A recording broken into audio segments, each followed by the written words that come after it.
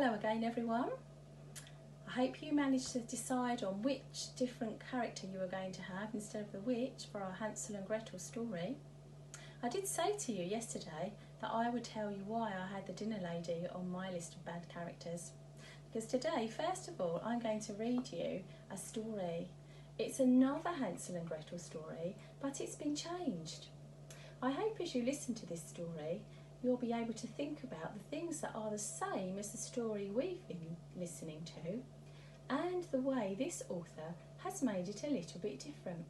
Because we're going to plan a story today, a different Hansel and Gretel story, that's a little bit different, with your new character in it, the one that you thought about and created yesterday.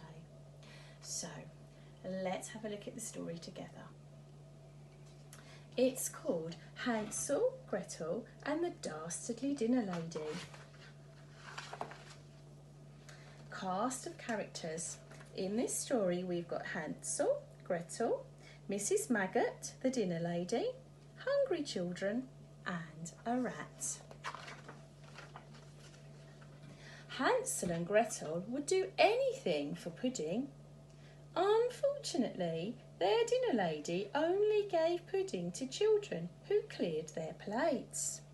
Mrs. Maggot's dinners were so disgusting, no one ever got to taste the treats from the pudding trolley. Hansel and Gretel tried hiding their horrid dinners, but Mrs. Maggot had a knack for sniffing out leftovers. "Try that trick again, and I'll throw you in the bin," she snarled. Hansel and Gretel gasped. Mrs. Maggot's victims reeked of rotten food for weeks.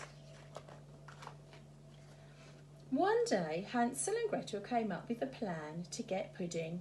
They waited until Mrs. Maggot was busy adding cockroaches to the soup for extra crunch. Then Gretel crept towards the trolley and poked a tiny hole in a tub of chocolate sauce.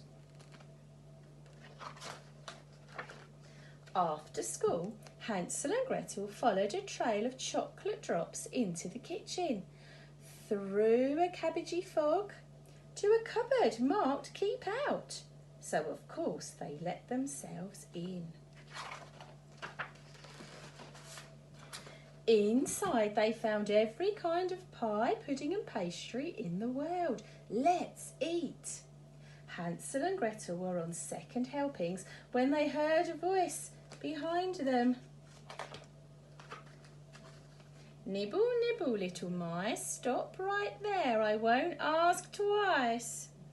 Hansel and Gretel were trapped. "Get up, greedy," Mrs. Maggot growled at Gretel. "You can do my washing up. Your brother can stay in the cupboard until you've finished." Gretel stared at the mounting of mouldy washing up and sighed. It would take hours. Then she spotted a chicken bone. With a grin, she kicked it under the cupboard door. Hansel grabbed the bone and wiggled it around in the keyhole. The door opened, but it was not Gretel on the other side.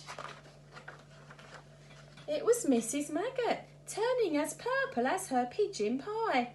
"Open the bin," she barked. "That beastly boy is going in." Gretel climbed the steps to the sinking bin. She knew the dinner lady would push her in too. So Gretel huffed and she puffed and she said quietly, "I can't lift the lid." Mrs. Maggot climbed the steps and threw the lid open quickly, too quickly. The dinner lady wobbled and toppled in head first. "We're free!" cried Hansel. "Free to eat pudding!" grinned Gretel. And as for Mrs. Maggot, she got closer to her school dinners than anyone had ever dared. I hope you enjoyed that story. Did you spot the way they followed the chocolate sauce instead of following the pebbles? Did you notice how Hansel was put into a cupboard instead of a cage? And did you notice that Gretel still had to do all the hard work? And did you notice how in the end the dinner lady was put into the rubbish bin and Hansel and Gretel were free? So it's quite like the Hansel and Gretel story, but not exactly the same. And that's going to be your challenge today.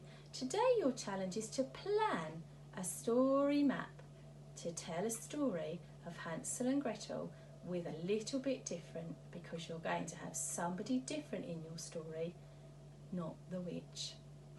So remember, we have got this that will help us to remember the characters who are in the story and the things that happen in the real story that show us the pattern for the story.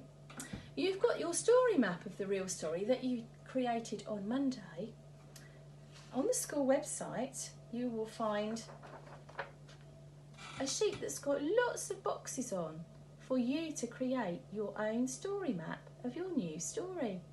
So some of the boxes will be the same as the Hansel and Gretel story, but the one where the witch comes into it will be different. Then it will be your new character. So we start here drawing pictures to show our new story. And remember, we can put keywords to remind us about the story so that tomorrow when we write this story,